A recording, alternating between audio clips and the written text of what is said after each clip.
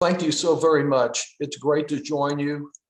Having grown up in Austin, having lived no place else, I know that our community in Central Texas is stronger because of the sacrifices you've made, Jeanette. And I appreciate so much the advocacy of Anna and of Claudia. When I think of workers' defense, I think of workers whose lives have been saved as workers' defense took a stance for construction worker safety. I think of the immigrant workers who did the hard, dirty work and then were cheated out of their wages until workers' defense came along. And we have a responsibility to those immigrants who have contributed so much to our community that they not be cheated out of their future, that they have faith in America and in our American system of democracy. It is our essential workers who have been there that have carried us through these tough times with a pandemic that should never have been allowed to get so out of control. And those essential workers, it is critical that we build back better for them and for all those who have contributed so much during this time of great national trauma. We need a path to citizenship for our essential workers. Congressman Castro, who spoke so eloquently a few minutes ago, has been our leader on this, and I've joined with him. I've been a sponsor of legislation for our Dreamers through 4 or 5 Congresses. It's the uncertainty, Jeanette, that I know you have faced, that our Dreamers have faced, that our TPS recipients have faced, that we must remove.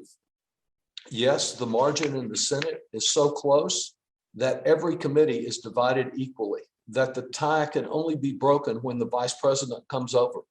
But we need to take advantage of this moment and not let it slip away and destroy hope once again. After months of our advocacy to include a path for citizenship in this package of legislation, as you know, the House Judiciary Committee, with great participation from our tremendous Texas Representative Veronica Escobar, advanced important legislation as part of the package to provide the opportunity for legal permanent residence for each of these groups. And though we recognize the many obstacles that remain to passage in the Senate, I cheered on this strong step toward righting wrongs for those who have been unfairly and unjustifiably denied a path to legal status for far too long. We finally crafting a path to citizenship for these neighbors, and it represents justice, progress, and it represents growth for our entire country and our economy.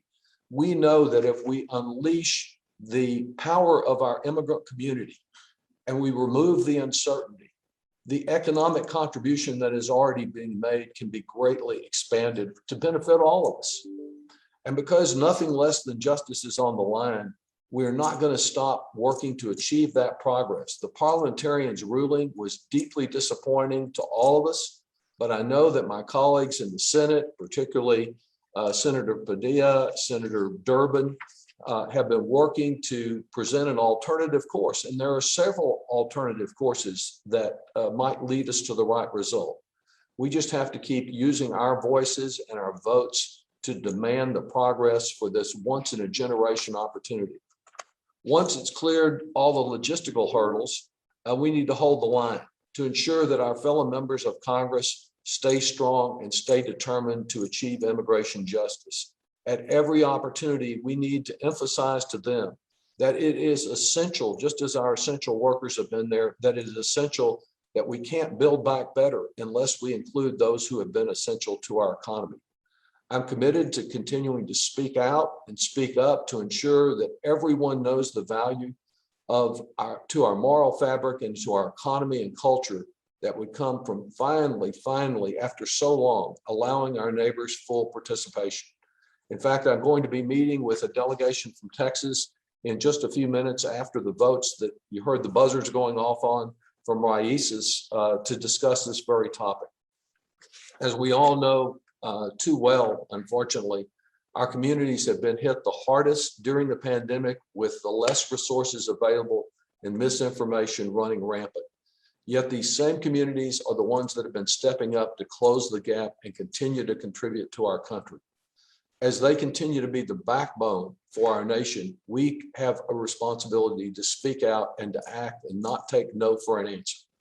Your voice remains a key to all the citizen activists taking time out of your lives and your jobs and your caregiving and educational responsibilities to yet again raise your voices for overdue immigration reform.